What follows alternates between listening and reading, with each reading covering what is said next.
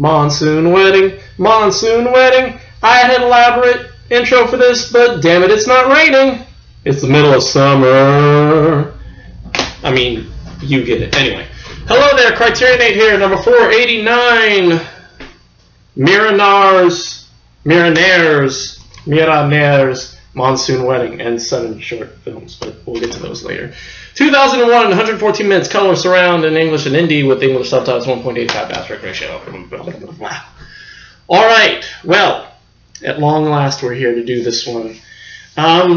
Good movie, very good movie. I don't know if it's one that I want to pick up anytime soon, but I did enjoy it. I thought it was a very good movie. I knew very little about Miranaire's work. I didn't know what she did until I looked it up. I didn't know she had directed the recent Queen of Katwe with Lupita Nyong'o and a couple others that escaped my mind all of a sudden. But yeah, she's a very prolific Indian director, and she's been directing since the 80s, and this is the only movie in the Criterion collection by her. If you count unless you count the supplemental films that are in it. Yep, this is the only film. Okay. So anyway, good movie, very funny, very dark, very sad. All kinds of emotions running through this one. One I recommend to check out at least once. I would rent this one. It's definitely got touches of Hollywood throughout, touches of Americanism, and I don't quite know how to feel about that. But at the same time, it also doesn't stray too far from a true sense of Indianism. I don't know what I'm trying to say. I guess I'm just trying to...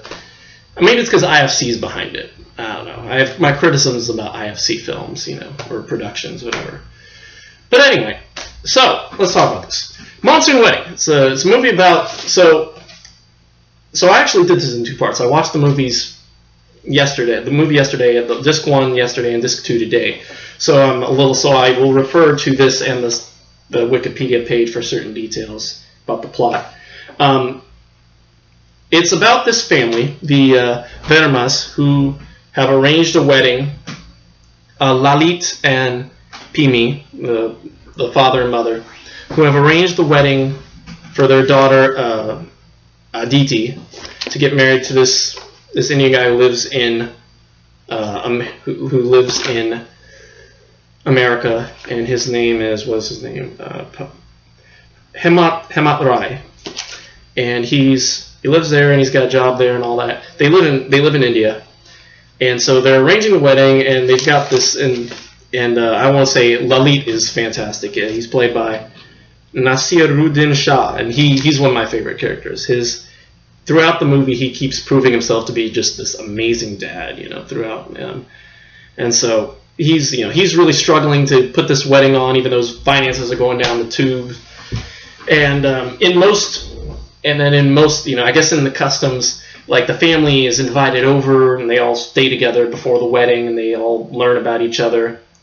And so Lalit invites, he's living with his wife Pimi, and his daughter Aditi, his niece, I guess his niece, what's her name? Ria, Aditi's cousin, and his son. What was his son's name? Varun, I think. No, Rahul. One or the other. I can't remember who's who. Let me confirm who's the son. Varun, yeah. And then his cousin Aisha is visiting, and Ria's sister, I think Ria's little sister, Aliyah, or maybe she's another cousin or something. But anyway, or someone related to the family. So anyway, so they all get together and have dinner, and Aditi is a little torn because she's actually having an affair with the host of this TV show, this much older gentleman who's married, and they have an affair together, and so she's going to get married, but the family doesn't know about this other guy. And so, although I think her cousin knows, I think she seems to tell Rhea a little bit about more than she obviously tells her parents or her sister or siblings. And so anyway, they're all together, and it's sort of a comedy. In one of the comic releases, PK. Let me see if I can give a shot at this. Para Batal Kanhayalal Dube, or PK. He's the wedding planner. He's kind of the comic relief. He's always getting into mishaps. He doesn't know where to drive when he's trying to pick up the relatives. He doesn't know where to go. He gets lost in India. He ends up falling in love with their maid, Alice, and trying to seduce her and all that, and she's also kind of falling for him as well. And so there's a scene where she actually gets turned off by him because she's watching him, and his workers accuse her of being a thief because she's trying on the different clothes and all that, and because he doesn't immediately reprimand them, she gets turned off by that, and so there's a bit of ice between them, but spoiler alert, it gets melted later. But anyway, the big drama involves Tej, who is Lalit's brother-in-law. Tej is Aditi and Ria's uncle, and Ria is very weary about his presence. At one point, Tej offers to pay for Ria's tuition while she's going to college. However, she immediately turns it down, and we don't find out why till a little later. Obviously, the big reveal is later, but it's a little predictable. Later on, Tej is found alone with Aliyah, who's like 10, and Ria becomes more and more concerned that Tej is going to, molest her, and so she kind of questions her, and she kind of shakes it off. But later on, when Aliyah kind of says, "Oh, I know all about kissing," this is much later in the movie. She says, "Oh yeah, you put the tongue in the mouth," and Ria lights up. And then later on, when Tej offers to take her for a drive because she's tired, Ria lights up and stops the car and finally reveals to the whole family that Tej sexually molested her when she was a child, and that's why she's been very weary about that. She refuses to go through with the wedding while he's there. Lalit is finally at a crossroads where, and of course, Tej is she's denying it. She's crazy. These women are crazy, She leaves. Lalit is at first very,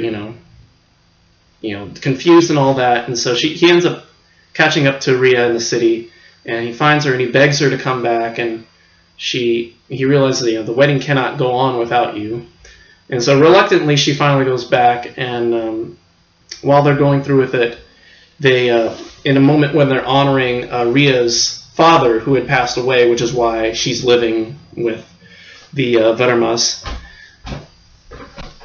Lalit finally has a change of heart and throws Tej and his wife out because he realizes that he can't he can't go through this, the fact that he committed this crime, and so he finally leaves, and Ria's kind of her faith is kind of restored, and the wedding goes on, and that's basically it. And Alice and PK get married in a smaller ceremony with the workers all kind of celebrating with them, and so it's a happy ending in the end. And yeah.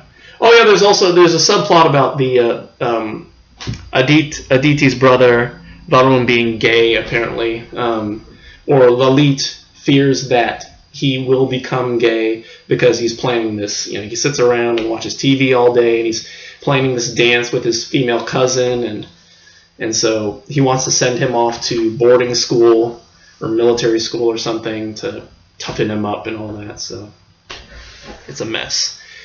But anyway, that's that. So anyway, again, a very, very good plot. And then the plot about there's all so much. Eventually, yeah, so Aditi ends up seeing, later on, eventually sees the married guy. What is his name? Is his name in here? Oh well. the married guy, the married TV host, and she ends up having sex with him in the back in his car, and the police come by and accuse them and say, "What are you doing here?" And they throw him out, and she ends up stealing the car and realizing that their whole affair was a mistake, and she confesses it to Hemant, and at first he's a little concerned, but he eventually respects her honesty, and then he hopes that they can move on from that, and they do, and they end up getting together at the reception. They end up sharing a few intimate moments, and they get to know more about each other and end up falling in love, and the wedding goes as planned. So I think it basically ties up almost every plot line. I think there's almost a bit where one of the cousins sleeps with the other cousin or something. I don't know, but there's a weird. I don't even know if it was Hemant maybe, or I don't know. It was around the time when Aditi ends up leaving to go sleep with the guy, and I was like, okay, that part was a little confusing to me, because it was a little confusing as to who was who, and who was related to who. But again, a very good story, very important details, and a lot of funny moments too. I thought PK was fantastic, and Lalit, just was the dad you want to have. He's the dad of the year. So, yeah, that's all I got to say. So, it's a very good movie. I highly recommend checking this out. Don't think I'm going to buy this one anytime soon, but it is a very, very interesting film. I will just leave it at that. So, Monsoon Wedding gets an A from me. I would check this out. So, all right. So it's already almost at the 12-minute mark. We still got to talk about the 7 short films included here. So let's talk about the supplements. So disc 1 has all the other supplements. Has an interview with Nasiruddin Shah, who played Lalit, and he and Nair talking about there's an interview with Declan Quinn, who is the director of photography, and Stephanie Carroll, who's production designer. There's a trailer, and then there's the 7 short films.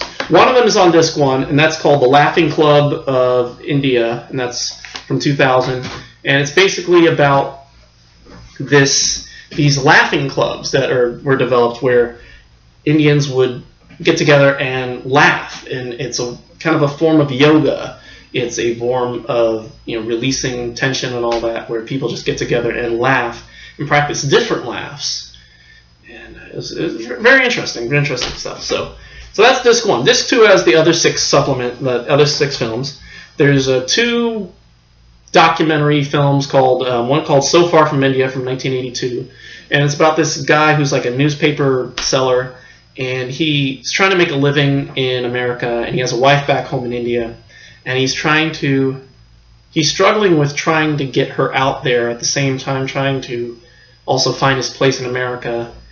And again, a very interesting film where he goes back to India and talks to his family and all that, and a lot of his struggle is financial, and yeah, that's about it. So the other documentary is called India Cabaret. It's from 1985, and it's an interesting film about these strip clubs in India where women would dance for men and all that, and they have bands playing popular disco titles and all that, and dance numbers and all that.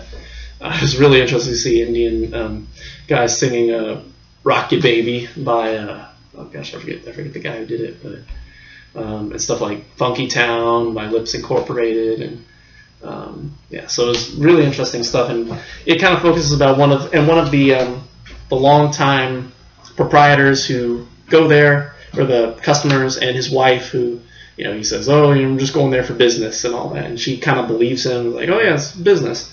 And there's interviews with the dancers and all that, and so Nair, and each film, by the way, has an introduction by Nair, and her talks about her memories of working on those films. So she talks about how she was really she felt really privileged to be a woman, entering into a man's domain, So that was a really interesting detail. And then the rest of them are all fictional films. The other 4 films are fictional, usually based on true stories. One of them is called The Day the Mercedes Became a Hat. It's from 1993, and that one, it has something to do with the death of a figure in South Africa or something. It was around the time, I guess Nelson Mandela is also involved around Nelson Mandela's freedom. It was very, it was about a family in South Africa trying to move or something to Haiti or something. I have no clue what it was about, but about a white British woman living in South Africa and how the car ends up becoming a coffin or something. I don't know. These protesters end up stopping them, and it's very, very, I was really lost. But anyway, other films, one called 11/09/11, or September 11th. I guess it was the rest of them are from larger pieces. One called 11/09/01, September 11th. Second one called India, and she directed a short about a woman whose son was lost in the 9/11 bombings, and how he was accused of being a terrorist, and she's praying for him to come back. At one point, she thinks she sees him on a train, and it turns out he was trying to save people during the bombings, and he died a hero, and that's what kind of caused the Patriot Act to be passed. But with a footnote saying that years later, all the people entering the country had to be fingerprinted and ID'd and all that too. So some things don't stay the same, or change, whatever. There's also a film called Migration from 2007, which is about AIDS. It was part of a larger project about AIDS.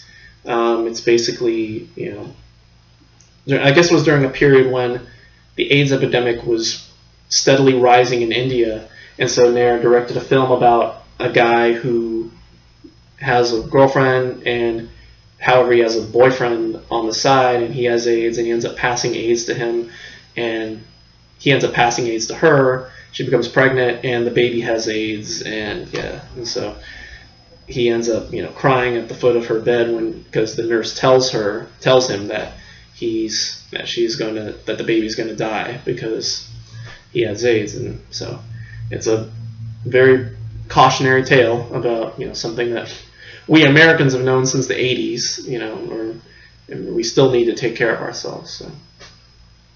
And the last film is called How Can It Be? It's from 2008, and it's based on the Millennium Development Project or something like that.